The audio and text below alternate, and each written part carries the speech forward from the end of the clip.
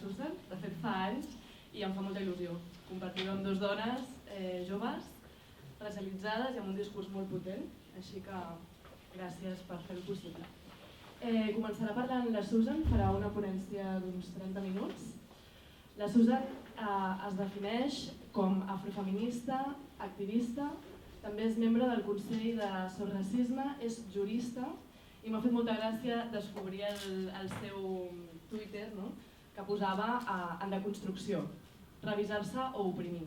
Crec que aquesta serà una paraula que sortirà en aquesta trobada, la necessitat d'una revisió, especialment per a aquelles persones que tenim més privilegis. No? Quants més privilegis, més necessària és la revisió. La Susan treballa en la defensa de les persones negres, migrades o racialitzades i apunta especialment al racisme institucional i policial, el racisme institucional encapçalat per la llei d'estrangeria, està clar, i el fet evident que el discurs racista de l'extrema dreta ja nos lo conocemos, però també hace falta començar a despullar el racisme amagat també en discursos de l'esquerra. Una mica un argument que comparteix bastant amb la Daniela i que després ja presentaré a la Daniela. Susan. Moltes gràcies. Se sent bé? Sí. No? No se sent bé? Així? Així? Vale. Moltes gràcies per convidar-me, em fa molta il·lusió ser aquí i no sé si algú no entén el català, perquè puc fer la xerrada en català o en castellà, si algú vol que la faci en català doncs que m'ho digui, si no la faré en català. Doncs a mi em van convidar i em van preguntar que parlés una mica de com s'articulen totes les lleis que afecten el racisme i tot aquest sistema racista i quines són com les conseqüències i com s'articula tot. Llavors jo m'ho he estructurat, aniré molt ràpida també i després si hi ha preguntes doncs ja ho veiem, però l'he estructurat com en diferents punts, diferents sectors que afecten la societat, llavors anirem un per un i explicarem una miqueta com afecta aquest sistema. El primer sector o la primera realitat que m'havia marcat és el tema de l'habitatge, que també ara mateix és un problema social que ens afecta a tothom, perquè hi ha una realitat molt sagnant i molt precària i molt violenta, però sent conscients que també afecta més a les persones racialitzades i migrades. Per exemple, fa poc va sortir un anunci a Idealista que directament posava que les persones racialitzades, les persones migrades, no podien accedir en aquell lloguer, en aquell habitatge. Llavors això és una pràctica real, és una pràctica que no és minoritària, a més, però que està molt invisibilitzada perquè les persones que ho pateixen tenen pocs recursos per denunciar això, perquè estan en una situació de vulnerabilitat i es fa molt difícil poder identificar aquestes situacions que a la gran majoria de la població no els afecta més enllà que els preus són molt cars i que tenim una situació d'accés a l'habitatge molt limitada. Però aquesta denegació, no directament per el teu color de pell, el teu origen, doncs no queda reflectit suposo en els mitjans de comunicació o d'una de les causes de l'impossibilitat d'accés a l'habitatge. Llavors aquesta realitat sí que jo intento com fer-la visible perquè és molt poc visible en genèric i en els mitjans de comunicació. També sabem que la llei catalana de l'habitatge prohibeix específicament aquesta pràctica, però tot i que tinguem una llei que ho regula i que està com per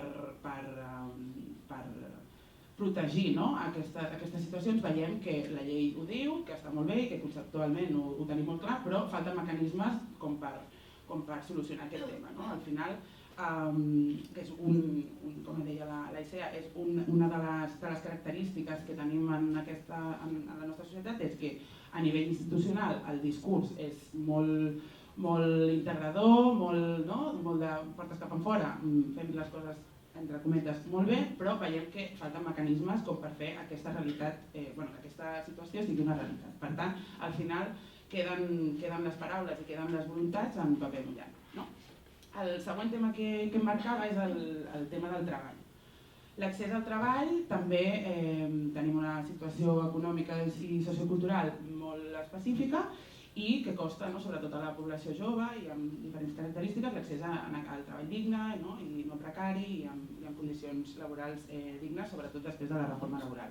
Tot i així, veiem que una altra vegada, i això serà com la tònica de tota la meva exposició, una altra vegada la població migrada, la població racialitzada té moltes més mancants, o sigui, moltes més dificultats a l'hora d'accedir a aquest mercat de treball, sobretot també a conseqüència de la llei d'estrangeria que afecta i travessa tota la realitat a l'accés al treball, però també veiem situacions molt sagnants com pot ser el cas de les temporeres de Huelva, que van patir una sèrie d'episodis de violència sexual i al final es va veure que estaven patint això, que pot patir molta més altra gent, però estaven en una situació tan vulnerabilitzada que no estaven contractades, que si denunciaven se les expulsava a conseqüència de la llei d'estrangeria i per tant arribar a denunciar aquest cas va ser un acte per mi de valentia total perquè tot el sistema anava en contra que aquestes dones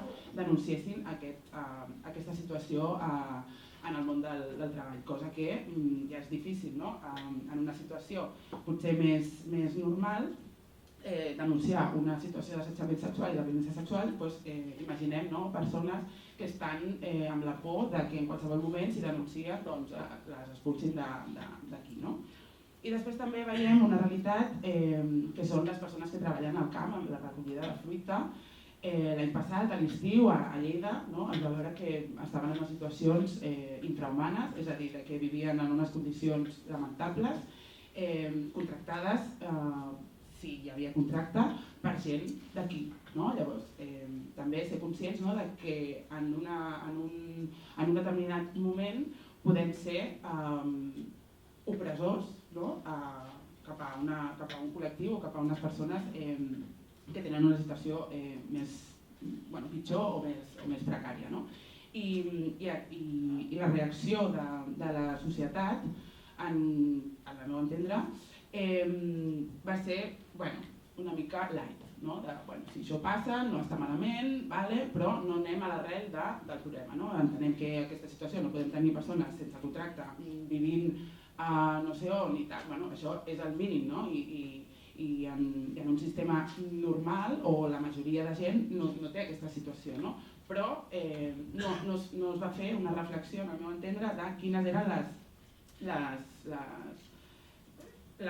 els motius o d'on venia aquesta situació, que no era segurament aquella persona en concret que contractava d'aquesta manera o que no contractava d'aquesta manera, no és perquè aquella persona per ser no sé qui, per ser una persona individual feia això, sinó que la persona individual feia aquella actitud o tenia aquestes pràctiques que clarament són ja contràries als drets humans, però està dins d'un sistema orquestrat com perquè li permeti fer aquestes pràctiques i és el cas de Lleida com altres indrets. També apuntar que la taxa d'atur de la població nacional és un 9,7 i de la població estrangera un 20,8, vull dir que hi ha un salt qualitatiu bastant elevat. L'altre tema que marcava, que volia comentar, era el tema de l'educació. L'educació que ha estat sempre com un puntal de reformes i de visions diferents o d'evolucions diferents, doncs també té un component estructural racista en el sentit de les aules d'acollida. Les aules d'acollida, que va ser una aposta arrel del Pla per la Llengua i la Cohesió Social que el Departament d'Educació l'any 2004 va engegar amb un objectiu molt ambiciós, amb un objectiu que era molt cohesionador i molt progressista i amb una visió, al meu entendre, molt bona, però després tota aquesta voluntat d'acollida i de bones pràctiques es va convertir en que tenim aules d'acollida que s'han convertit en guetos. La idea principal, el motiu d'aquesta iniciativa era proporcionar a les persones nouvingudes un espai de primera acollida que fos temporal, que fos fos concret, no? Per fer aquesta transició i que permetessin, no? aquesta convivència en una nova societat, doncs, una nova realitat per a aquestes persones, com, entre cometes, més paulatina o no tant, no? Xoc cultural i tot això. Vale, molt bé, llavors, des d'aquí, no? Que era com l'objectiu, el que s'ha convertit ara, que són aules on les persones estan tota la seva jornada educativa, o persones que passen anys en aquest tipus d'aules d'acollida, no? Al final perpetua que aquestes persones les identifiquem com a nouvingudes sempre, no? Encara que portin aquí 3 anys o els que sigui, no? I al final, fins quan, no? Em consideres nouvinguda? Quan ja porto aquí, això, un cert temps, no? Llavors aquí perpetua aquesta diferència, no? I aquesta confrontació entre nosaltres, ells, elles, nosaltres, i sempre queda aquesta diferenciació que al final provoca unes desigualtats. També en el món educatiu, no? El discurs o una de les frases que a mi sempre em ressona és quan es parla de migrants de segona generació, no? Que aquí serien les persones filles de migrants i migrades que han nascut aquí però que se les segueix considerant com a migrades. Llavors, això ja està la línia clara, no? De que aquesta persona, tot i haver nascut aquí, està considerada com a migrada de segona generació i no se l'assimila en una situació d'igualtat amb persones que també han nascut aquí, que no són de pares i mares i de famílies migrades. I això, clar, a la vida d'una persona s'identifica sempre com l'altra, encara que hagi nascut aquí. Amb l'asterisc de que moltes persones que han nascut a Espanya, a Catalunya, de pares i mares migrades, per la llei d'estrangeria tampoc tenen dret a vot i no tenen assegurat el dret a participació política en el seu propi país. I era el que afecta a la vida social de moltes persones. Pensem ara que hem tingut com moltes jornades electorals, molta gent no ha pogut dir la seva i som part activa de la nostra societat que no ha pogut dir la seva. Calculem que a Catalunya un 15% de les persones no tenen aquest dret a sufragi actiu i passiu assegurat, per tant són considerades persones de segona perquè no tenen aquesta participació que hauria de tenir tothom assegurada. I així veiem que aquesta és una altra manifestació més del racisme institucional que nega la participació i l'emancipació d'aquestes persones a nivell social, cultural i polític. Pensem també que això és un mecanisme per donar més ales a tot el discurs d'odi que de fa 3 anys aquí o 4 anys aquí ha despuntat i per tant tot el discurs d'odi que s'està invertint a la nostra societat, les persones que ho pateixen resulta que són les mateixes persones que no poden votar. Per tant, les estan atacant, no? Pensem en Vox, pensem en Vox, el discurs del col·lectiu, els col·lectius que Vox ataca, molta de la gent a qui Vox ataca no té aquesta capacitat com per decidir, mira, no, això jo no vull, i pensem que potser deu ser com violent que, per exemple, passi que en el teu municipi surt Vox elegit i tots els teus veïns i veïnes potser han votat això i tu, que convius amb aquests veïns i veïnes, no pots dir la teva i a sobre ets la diana de tots aquests comentaris i discursos d'odi. Per tant, això afecta a la vida de les persones. Un altre tema és el tema de l'oci o el tema de la denegació d'entrada als locals d'oci. Veiem que una altra vegada a nivell institucional, a nivell legislatiu està controlat i està penat. Tenim en el Codi Penal, l'article 512, ja està prohibit que no es puguin denegar per un motiu racista o per un motiu de discriminació, però veiem que és una pràctica que passa, i que passa més sovint del que ens pensem. I, tot i estar regulat, doncs no tenim mecanismes per sancionar totes aquestes pràctiques. Els ajuntaments no han desenvolupat tota la part administrativa de sancions i, per tant, queda en paper mullat. Llavors veiem com, sobretot a les discoteques, per exemple, es denega l'accés a persones negres, a persones racialitzades, pel simple motiu de ser persones racialitzades i negres. amb tota l'excusa de no, ara són les bambes, ara són no sé què, ara és el teu pentinat, ara és que no m'agrada la camisa, bueno, doncs com excuses, no?, per no dir que és aquest motiu, tot i que sabem que és aquest motiu, i veiem doncs, això, una certa impunitat, perquè bueno, això al final queda en paper mullat, que ens omplim la boca de que sí, això està penat i això ja està regulat, però al final queda en no res, perquè no hi ha els mecanismes com per poder sancionar en aquestes empreses que fan aquestes pràctiques, i això al final és voluntat política, o sigui, si es volgués fer, es faria, punto. Si no és que no hi hagi mitjans o tal, és tan fàcil com desenvolupar un sistema de sancions i a nivell administratiu i s'acabaria. Per tant, és aquesta falta de voluntat que afecta tot el sistema de racisme institucional que té els seus tentacles, com si diguéssim. Un altre tema és la salut, no? La salut, que a més és un tema que socialment, no? Sempre sentim, bueno, és que els immigrants col·lapsen la sanitat, és que agafen les ajudes perquè aquí clar, es poden operar i no sé què, bueno, tot aquest discurs, no? Que sentim sempre o que sentim massa sovint, doncs bueno, al final, tot i sabent que no és real, tot i sabent que el Sistema Nacional de Sanitat no sustenta per les contribucions a la Seguretat Social, sinó per als impostos, però tot i així hi ha aquí l'imaginari col·lectiu que això que es sustenta per les contribucions a la Seguretat Social.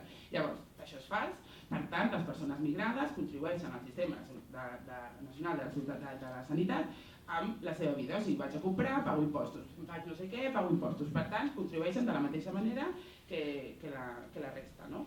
I aquest és un discurs que ha calat molt i que és molt difícil de construir, tot i que donis dades, tot i que diguis que és mentida, tot i que ho diguis, bueno, doncs això ha quedat molt arrelat, no?, de que col·lapsen les ajudes socials i col·lapsen la sanitat. Són els dos puntals de col·lapse i de que, clar, com venen en massa, i bueno, tot aquest discurs, no?, d'allau, d'invasió, de col·lapse i de que bueno, doncs no tenim una situació econòmica desfavorable i per tant a sobre no, doncs aquest caldo de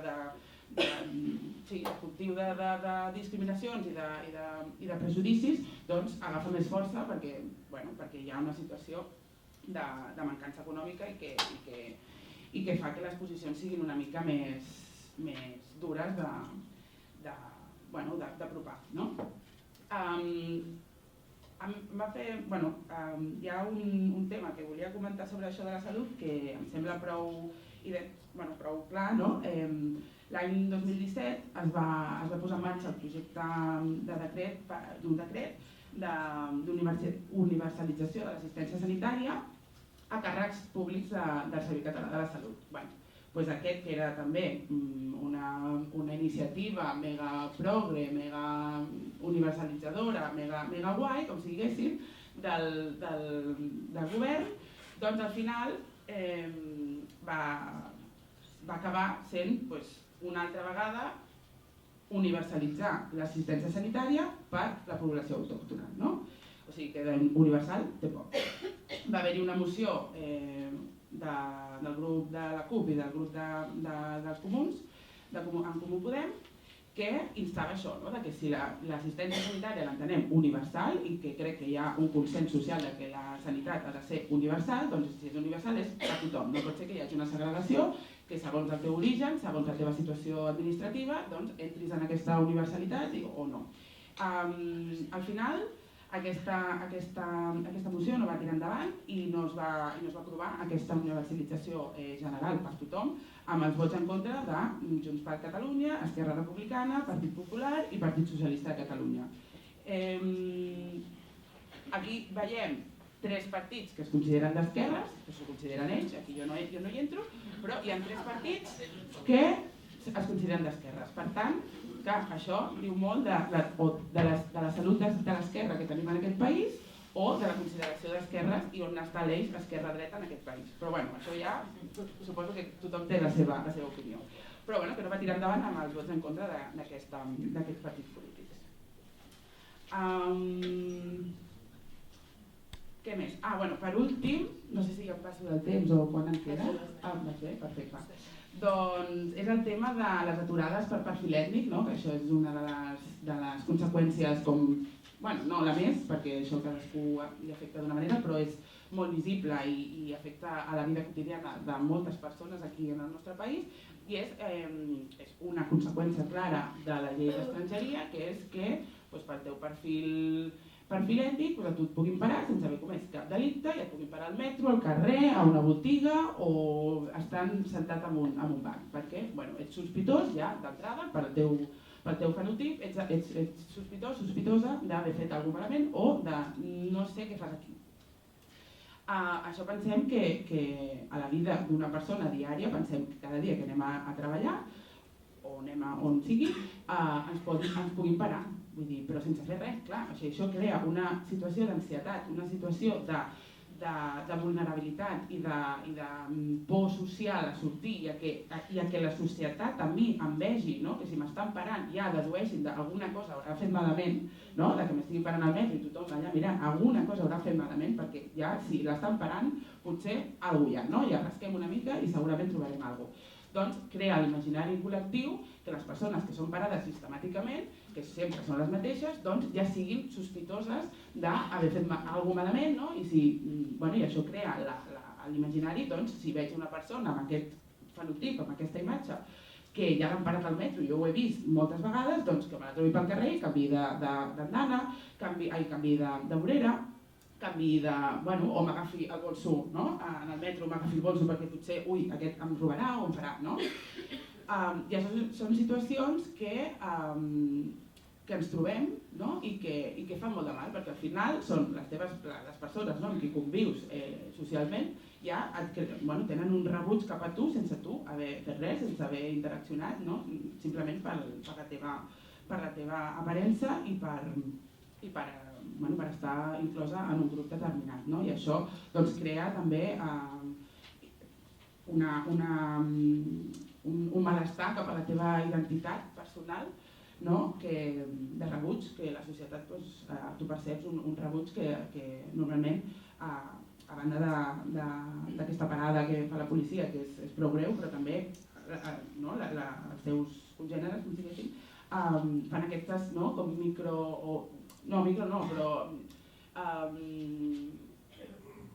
racismes quotidians, això, m'agafo el bolso, o em canvio de dalt, o desconfio, o canvio de llengua, a mi, ara ja explicaré un cas, que a mi em canvia molt la llengua, jo començo a parlar en català i sempre no, moltes vegades em parlen en castellà, i jo continuo parlant en català, i em continuo parlant en castellà, i és com, potser estem així tota la vida, però és com, no sé, o anem tu i jo, a ella li parlen en català, es dirigeixen a mi i automàticament canvien la llengua. Això denota que identifiquem encara que la població catalana és població blanca i que la població que no sigui blanca, tot el que no sigui blanc, doncs és forani, i potser no entén el català o potser tal.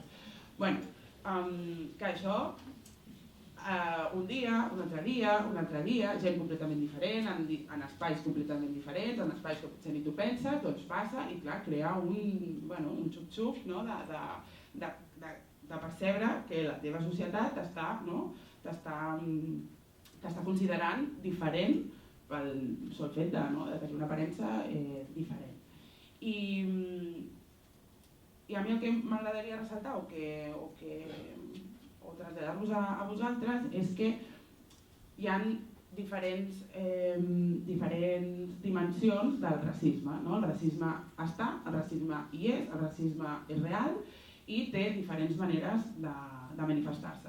El racisme institucional està clar, que és una mica el que hem parlat, que legitima el racisme social que es veu amb més força perquè les institucions no fan el seu paper. És a dir, hem vist durant aquests últims anys això, que els discursos d'odi, que els mitjans de comunicació reprodueixen estereotips, reprodueixen prejudicis i que jo he sentit caminant pel carrer comentaris que al final aquests comentaris els escolto al carrer però també els escolto a la tele.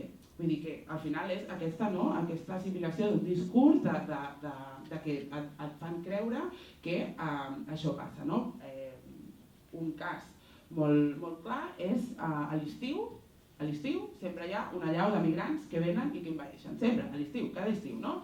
I això cala a la societat, o sigui, al final la gent reprodueix aquest missatge de no, claro, es que vienen aquí en massa, no sé què, ens van a invadir, no sé què. Bueno, aquest discurs passa i al final, clar, sí, a la tele cada dia t'ho estan dient i venga, i dades, i és el temazo, doncs al final això acaba calant, no? I clarament el paper de les institucions està fallant perquè no hi ha mecanismes de control d'aquests missatges, no es pot dir tot i si menteixes has de tenir unes conseqüències, perquè al final no hi ha una repercussió, no senten una repercussió negativa a tot el missatge d'odi que verteixen a les diferents plataformes. I una mica era això. No sé si... Queden 5 minuts. Em queden 5 minuts? Ah, vale. Si queden ràpida, no? A veure si no m'he deixat res, espera.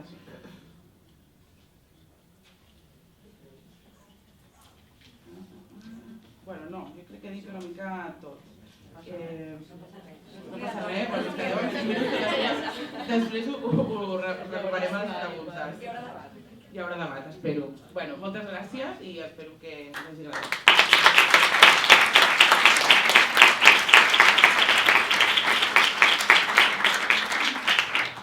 Bueno, gràcies, Susan. Jo crec que després hi haurà debat. Ara passem a escoltar la Daniela. Si funciona. ¿Tenemos? Bueno, si no funciona, hablo ¿Sí? a capella. Bueno, vemos si no funcionará, ¿eh? Sí. Vale. Vale, bueno, Daniela Ortiz, artista multidisciplinar y militante colonial, nascuda a Cusco, una ciudad muy hermosa, que viu i treballa a Barcelona des del 2007 i que ara mateix, per totes les persones que encara no ho hagueu fet, teniu l'oportunitat de veure una exposició seva... Fins demà. Però han alargat una setmana, no? És que era el 16. Vale. Pues fins demà, o sigui, aneu-hi avui.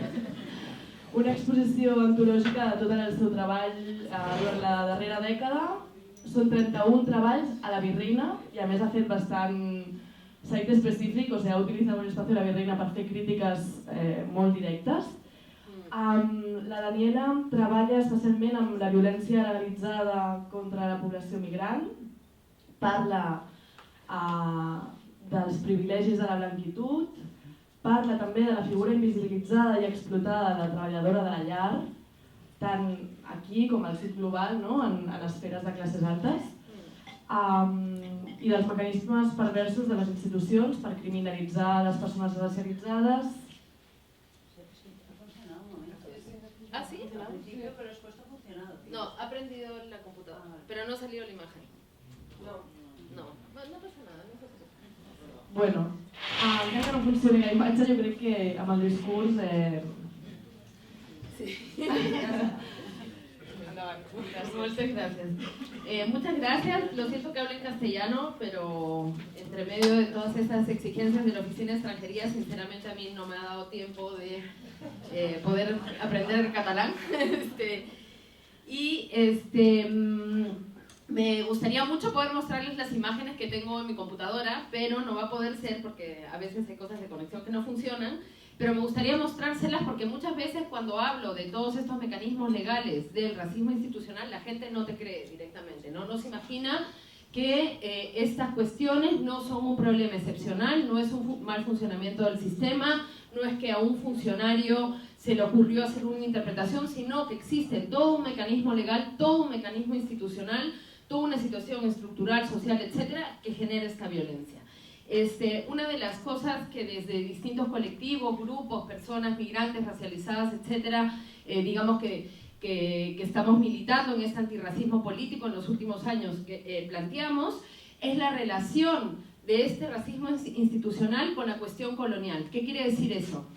Que la violencia en las zonas de frontera, los 50.000 muertos y desaparecidos, la red de 300 centros de internamiento de extranjeros en Unión Europea, todos los procesos de detención, deportación de personas migrantes, toda la situación de exclusión laboral, toda la situación de violencia institucional, de violencia social, de agresiones en el metro, como la que han pasado el otro día, es producto de este racismo institucional que se crea a partir de la ley de extranjería, y es la forma que ha encontrado Europa a partir de los años 80 para reproducir la violencia que se ejerce en las colonias, en el sur global, al interior de Europa, cuando las personas que venimos de esas excolonias, que somos las únicas a las cuales se nos denomina inmigrante, porque cuando se dice inmigrante no se está hablando a nivel político del alemán o el norteamericano blanco que viene a vivir acá. Se habla de aquellas personas procedentes de las excolonias y, como apuntaba la compañera, incluso de los hijos de las personas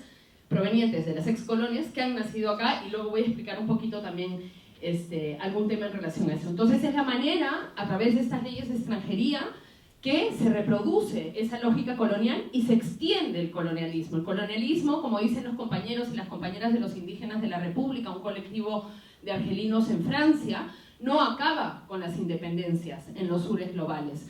Las independencias son solamente una reformulación del orden colonial. Fíjense un contexto como Perú, son independencias criollas, hechas por blancos, ¿no? 70 años antes descuartizan a Tupac Amaru, por ejemplo, por tratar de hacer una independencia que contemplaba, por ejemplo, la abolición de la esclavitud, cosa que no contemplan las independencias criollas, y además son independencias que reproducen la lógica colonial. ¿Qué quiere decir eso? Que dicen que la forma en la que se va a organizar la sociedad en ese momento va a ser la del Estado-Nación, que es una fórmula europea, no la forma de los pueblos de Avillala, no es la forma de los pueblos de Latinoamérica, es la forma de Europa.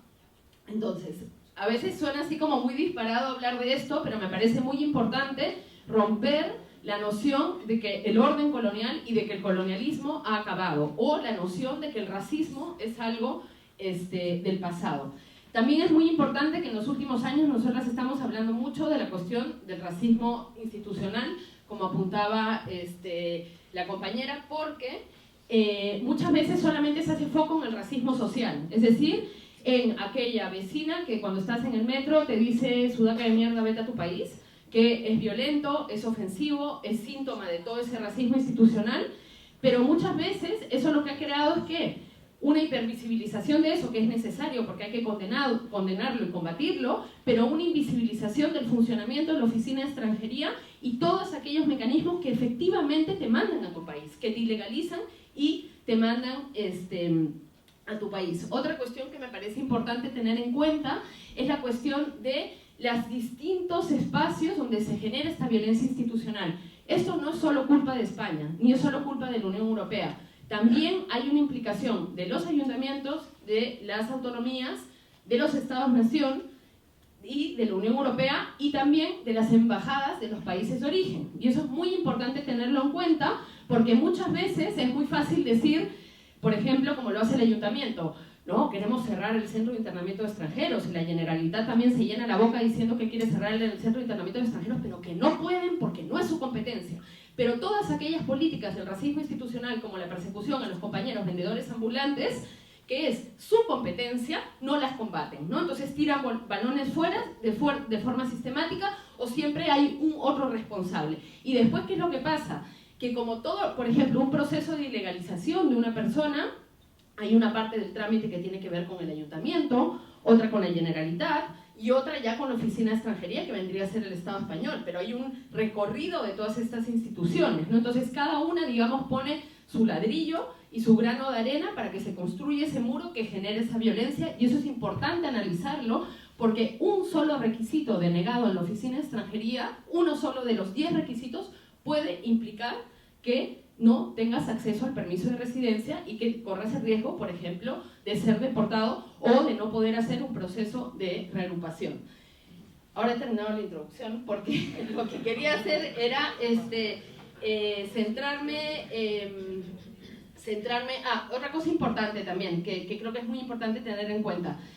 Las políticas, digamos, este racismo institucional actual se genera en el contexto español en el año 1985, y es un requisito de la Unión Europea para poder entrar a ser parte de la Comunidad Económica Europea, el hacer una ley de extranjería. Eso es muy importante tener en cuenta. ¿Por qué? Porque en el momento en el que Europa crea el área Schengen, que es ese espacio de circulación, de libre circulación para las personas blancas europeas, crea la visa Schengen, que es la restricción de acceso. Y fíjense una cosa, Las primeras muertes en las zonas de frontera españolas son en noviembre de 1987, 2 años después de la imposición de la ley de extranjería. Si los partidos políticos que están en el poder quieren parar las muertes en las zonas de frontera y se llenan la boca hablando de eso, la única solución es la abolición de la ley de extranjería. Como no le existió, digamos, el racismo obviamente antes del 85 se articulaba de otra manera, pero esa situación de muerte y violencia en esa zona no se daba. Entonces, si realmente la quieren parar, la única forma es abolir la ley de extranjería. Uno de los aspectos desde que nació mi hijo, en el que me he venido centrando, yo soy artista, yo no tengo la suerte de haber estudiado Derecho, pero a partir de mi experiencia, digamos, con la ley de extranjería, es que yo empiezo a analizar todos estos mecanismos legales que permiten que se ejerza violencia contra la población migrante y la población racializada, ¿no? Porque también ahí hay toda una... Y en la exposición pueden ver, hay un video, por ejemplo, que se llama El Imperio de la Ley, que analiza cómo la ley es el mecanismo que ha utilizado Europa de forma constante para ejercer violencia contra los pueblos del sur y contra las personas racializadas. De hecho, la ley es la herramienta que usa el hombre blanco para legitimar toda esa violencia, ¿no? O sea, y fíjense que el término que se impone a las personas migrantes que son asesinadas en las zonas de frontera, que son deportadas, explotadas, etc., es precisamente la terminología ilegal, ¿no? O sea, es ahí el terreno, como digamos, de disputa.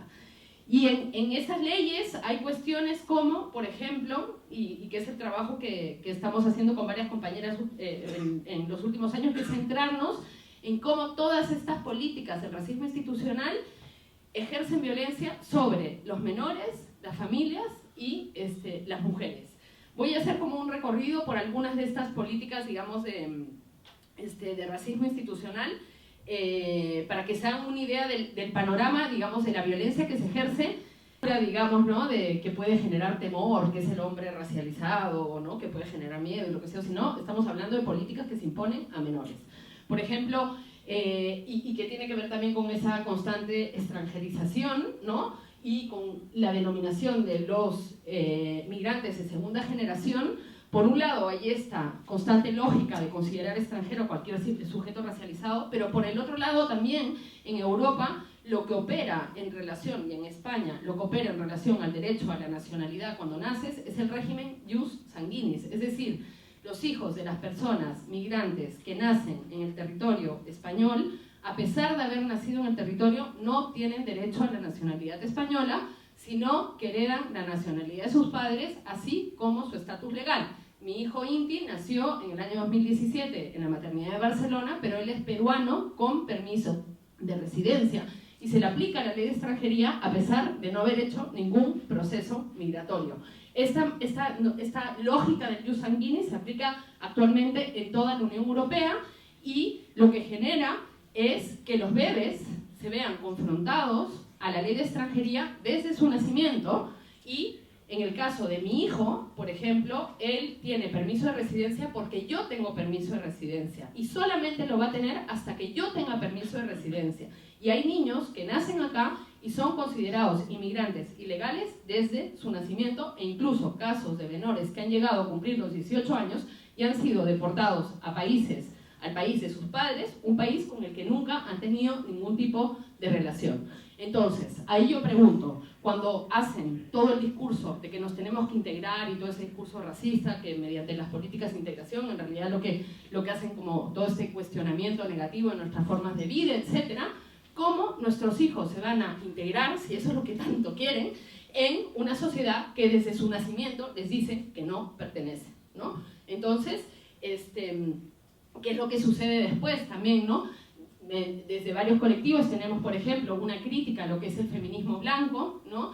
Que no es solamente porque las compañeras sean blancas, sino que tiene que ver con que, por ejemplo, las compañeras feministas, cuando hacen una lectura sobre la maternidad, un reclamo, un discurso, una política en relación a cuáles son las líneas que se habría que tener en relación al posparto, por ejemplo, a la lactancia, etc., no contemplan que las mujeres migrantes, su posparto es en la oficina de extranjería o con un niño ilegalizado que para sacarle una tarjeta sanitaria es una situación súper complicada, ¿no? Entonces, es desde ahí también que muchas de nosotras, digamos, construimos esas críticas a la izquierda blanca, al feminismo blanco, porque no tienen idea, no se imaginan ni siquiera que las personas migrantes se ven confrontadas a ese tipo de políticas.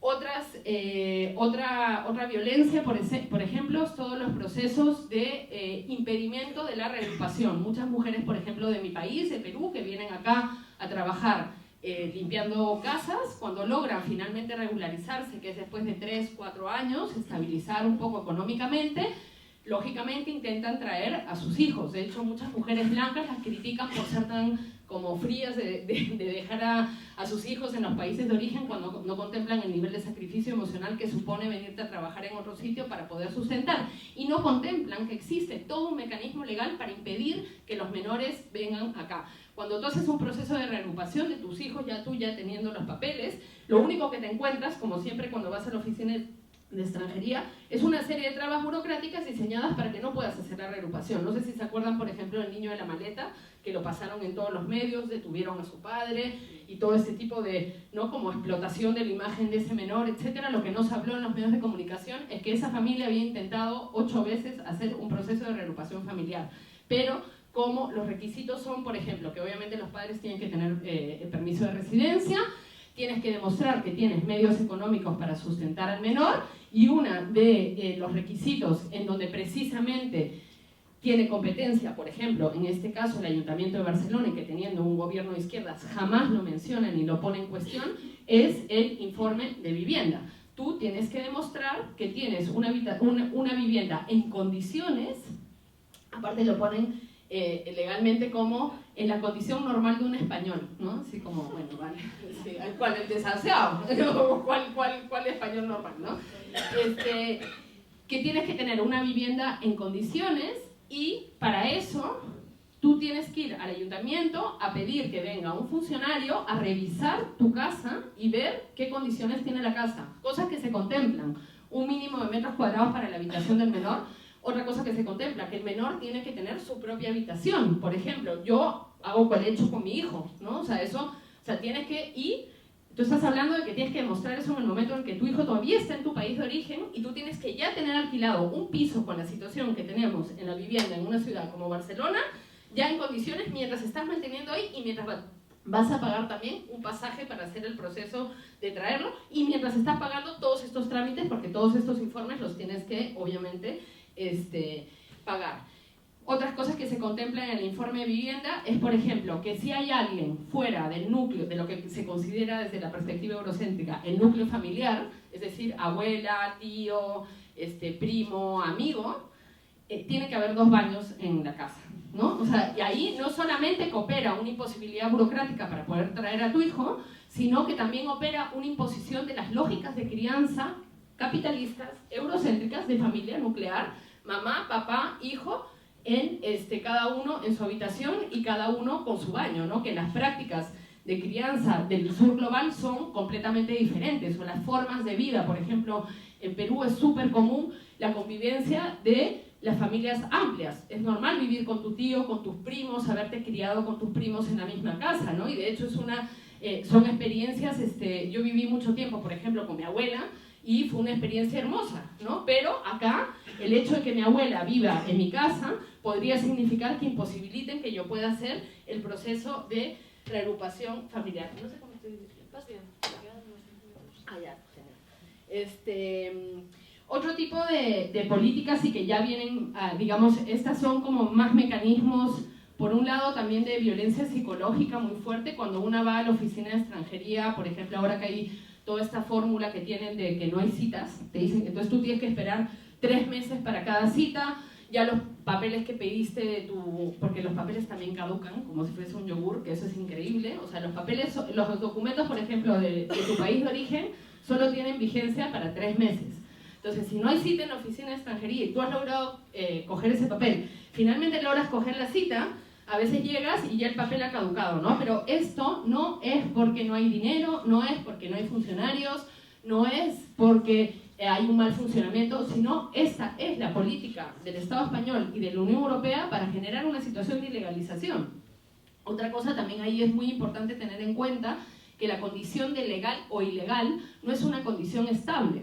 Tú puedes tener papeles 3 años, quedarte sin trabajo y que te ilegalicen. O tú puedes tener papeles 8 años, como lo tuvieron muchos compañeros, y en el año 2008 cambiaron la ley de extranjería y generaron una situación de ilegalización sistemática de un montón de personas trabajadoras que habían cotizado durante 8, 10 años a la seguridad social y que luego, al ser ilegalizados, no tienes derecho a absolutamente nada de ese dinero que ha acumulado el Estado español a través de tu fuerza de trabajo. Entonces, ¿quién se aprovecha de quién acá? ¿Nosotros nos aprovechamos de los servicios sociales y de la sanidad?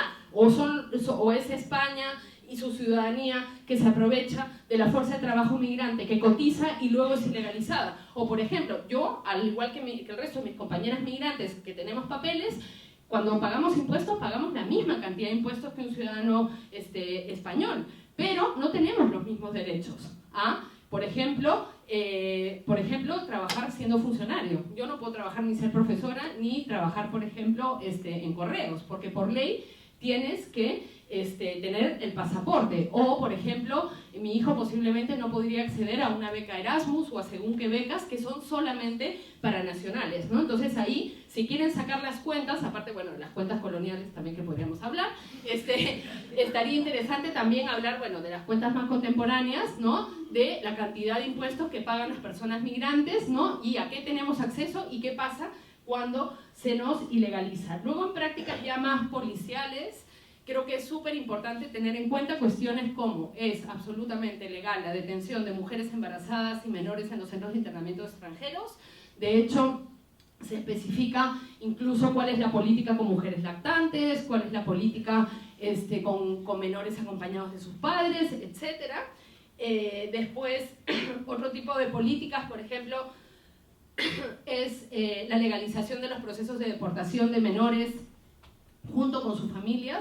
Acá hay un tipo de deportaciones de las que no se habla mucho, normalmente se visibiliza más lo que es la deportación al país de origen, no se habla mucho de las deportaciones de los solicitantes de asilo, de tanto Welcome Refugees, por ejemplo. No se sabe que acá hace muchos años opera el Acuerdo de Dublín y tienen, bueno, todo un sistema que no voy a explicar ahorita en detalle, pero que a personas que están solicitando asilo, que decidan irse, por ejemplo, a un país del norte, ¿no?, de Europa, se les puede aplicar el Acuerdo de Dublín y hacer un proceso de deportación. Yo no solamente es que, qué pena que no se las puedo mostrar porque es muy impactante que bueno, igual le doy la vuelta porque está muy fuerte.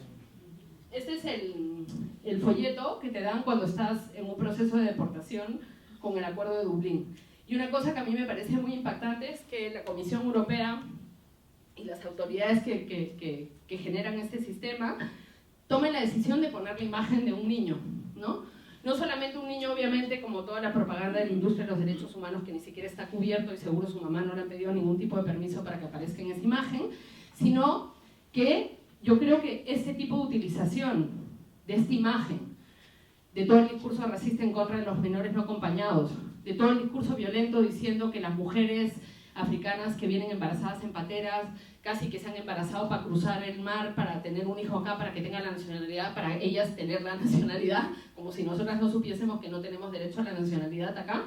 Este tipo de uso de la infancia y de los menores migrantes y racializados en primer plano es una declaración de guerra de Europa contra la población migrante y racializada y contra el sur global.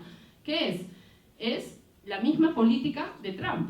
Nosotros vamos a ir hasta los menores y no esperes que respetamos tus derechos, ni como mujer, ni como embarazada, ni como trabajador, ni como persona con algún tipo de discapacidad, ni nada. Vamos a ir hasta los niños. Es una declaración de principios el poner la imagen de un menor y de una bebé en un folleto donde se explica cómo se te va a hacer un proceso de deportación y en donde se explica incluso que se puede utilizar violencia.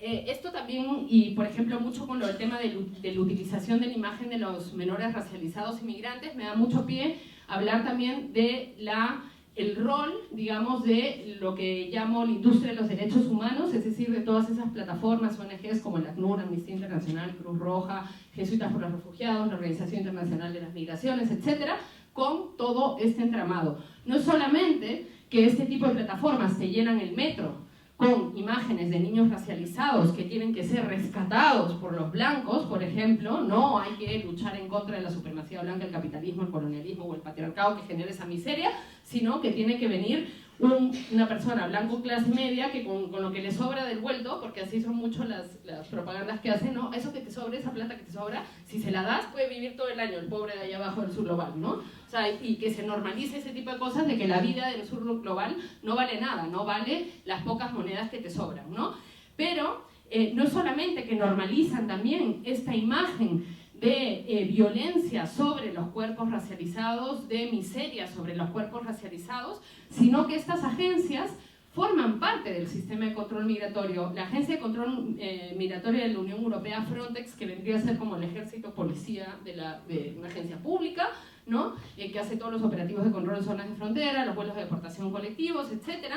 Ellos crearon una plataforma que se llama el Frontex Consultative Forum, que supuestamente ellos querían, el discurso es que ellos querían que distintas ONGs los supervisaran para ayudarlos a no violar los derechos fundamentales durante las deportaciones, o sea, un oxímoron, ¿no? O sea, ya en sí es imposible no violar los derechos fundamentales de una persona cuando está siendo expulsada, y menos en un vuelo colectivo, por ejemplo, donde se permiten el uso de sedantes.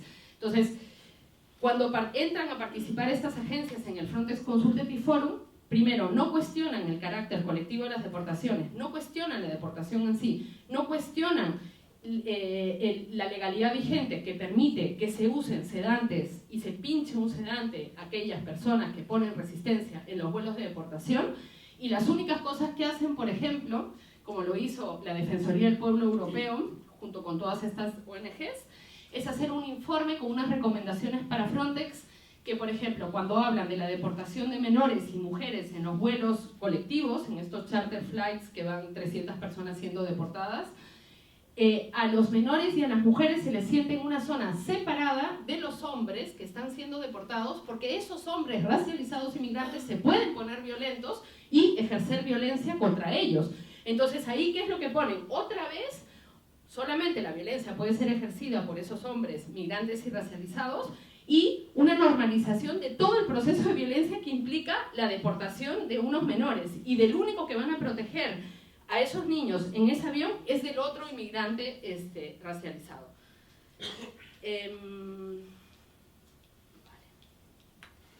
Vale. Y ya para terminar,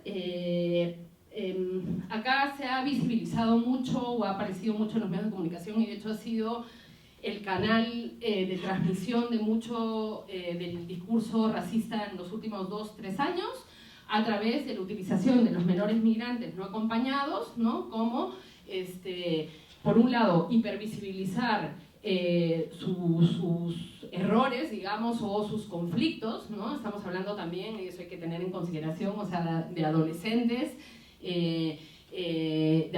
que están viviendo muchos en una situación de calle, de adolescentes que han pasado por un proceso súper traumático que es un cruce de frontera, por ejemplo, de adolescentes que no están acompañados y de adolescentes que tienen toda una sociedad en pie de lucha en contra de ellos. No solamente a nivel de calle, sino también a nivel institucional. Una de Gaia, que tiene toda una Dirección General de Atención a la Infancia y Adolescencia, que supuestamente es el ente responsable de la Generalitat de estos menores, pero que, por ejemplo, de forma sistemática se niegan a hacer el trabajo de obtenerle, por ejemplo, los papeles, ¿no? O sea, de forma sistemática hay menores no acompañados que han estado 4 o 5 años bajo la tutela de la de Gaia, y que cuando cumplen 18 años no solamente se ven en la calle, sino en la calle sin papeles, siendo sujetos deportables en 1 o 2 semanas. El nivel, obviamente, de violencia y estrés que supone eso es brutal, pero a la vez esa de Gaia sí activa todo un aparato, incluso médico, para determinar que esos menores no son menores de edad, sino que son mayores, con la intención de no asumir la responsabilidad que les toca a nivel de custodia, porque los padres no están. Esos menores que han sido acusados de ser violadores, violentos sexuales, ¿no? Aprovechando todo este imaginario otra vez del hombre racializado, etcétera, ¿no? Y sobre todo con los compañeros árabes y tal, esos menores, por ejemplo, son sometidos a pruebas de edad, que no sé si saben, una es la del tema de la prueba de los rayos X, pero otra que es mucho más grave es la prueba en relación a los genitales, y está legalizado en Cataluña, como en el resto de España y como en el resto de Europa, que esos menores tengan que pasar por una observación de sus genitales por parte de médicos blancos sin presencia de sus padres, ¿no? Y sin ningún tipo de autorización de nadie, sí, sin ningún tipo de acompañamiento psicológico para la violencia que supone que tú tengas que mostrarle tus genitales a un médico. Eso es violencia sexual.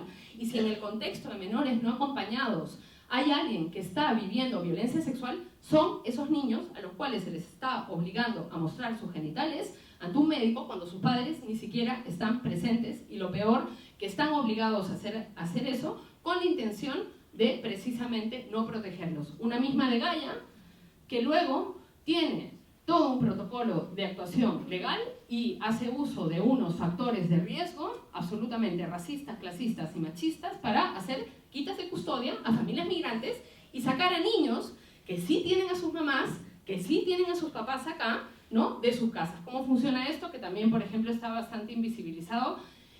Por un lado, claro, hay que todo el presupuesto que se tendría que destinar a los menores no acompañados de pronto está destinado a menores que han sido retirados de sus casas, que normalmente vienen a través de los servicios sociales, es decir, mujeres migrantes, por ejemplo, que se acercan a los servicios sociales porque necesitan una ayuda para el alquiler o una ayuda para lo que sea, o quieren sostener de alguna manera su situación económica, y ahí se utilizan estos factores de riesgo que pueden determinar que el niño está en una situación de desamparo. En el imaginario general cualquiera pensaría que solamente te pueden quitar a tu hijo si es que hay una situación de violencia física, psicológica o sexual, pero el concepto del desamparo, que también aparte es una palabra muy interesante porque te imaginarías que es un niñito que está en la calle desamparado, ¿no? Pero el concepto de desamparo tiene que ver con que tú no cumples con las lógicas de crianza de una familia blanca de clase media catalana o española, ¿no? Entonces, ¿qué es lo que pasa ahí? Se usan factores como, por ejemplo, de hecho hay el RUMI, que es el sistema como compartido que usan entre las instituciones, y hay un simulador. Y yo hice un simulador con los factores que yo cumplo, y a mí me tendrían que abrir expedientes. ¿Por qué? Porque soy madre soltera, porque soy migrante, y porque, por ejemplo, yo tengo la luz pinchada porque no me alcanza la plata para pagar, ¿no? Y porque tengo la luz pinchada, o porque tengo cambios frecuentes de pareja, según lo que considere la trabajadora social, ¿no? O porque no tengo una red familiar acá porque soy una persona migrante, ¿no? Y entonces acá se están dando quitas de custodia de menores, sobre todo migrantes, ¿no?, y sobre todo a familias pobres, por motivos racistas, clasistas o machistas, menores que luego son puestos en estos centros por los que el Estado paga entre 3.000 y 4.000 euros al mes, y es un negociazo porque con el tema de los MENAS es otro, digamos, es otro marco legal, entonces no entra esos mecanismos económicos, ¿no? Y pues, ahora sí ya tengo que terminar, ya. Y ahí también apuntamos a que cómo puede ser, y más pensando que se acerca ahora el 8 de marzo, ¿no?, que el feminismo blanco tiene espacios mediáticos, tantas compañeras en espacios parlamentarios, en lugares de poder. Bueno, de ahí también vemos que la de Gaia está lleno de personas de izquierda, por ejemplo, ¿no? O mujeres feministas, pero que tienen una interpretación específica del feminismo, ¿no? ¿Cómo puede ser que exista todos esos espacios políticos para ese feminismo blanco hegemónico y que no se esté denunciando una de las peores violencias patriarcales que una mujer puede vivir, que es que te quiten a tus hijos? Y ya para cerrar, creo que es súper importante entender que la propuesta de varias de las personas y colectivos que estamos en este tema digamos, de la lucha del antirracismo político no tiene que ver con hacer Europa una mejor sociedad, ni una mejor persona, ni que todos sean mejores personas, ni mejorar ustedes y otra vez que Europa sea mejor, siempre arriba y toda esa cosa, sino que tiene que ver con organizarnos a nivel político para parar la violencia contra las personas migrantes y racializadas. Ese es el primer objetivo. Cómo se sientan, si quieren ser mejores o creen que es, digamos, una especie de terapia antirracista o alguna de eso, no tiene nada que ver con ese tema, sino que tiene que ver con la organización política. Y ahí también, bueno, pues en este caso que hay un público mayoritariamente, entiendo, local, pues también desde esos espacios de poder y de privilegio se puede ejercer ciertas estrategias para combatir el racismo institucional. Y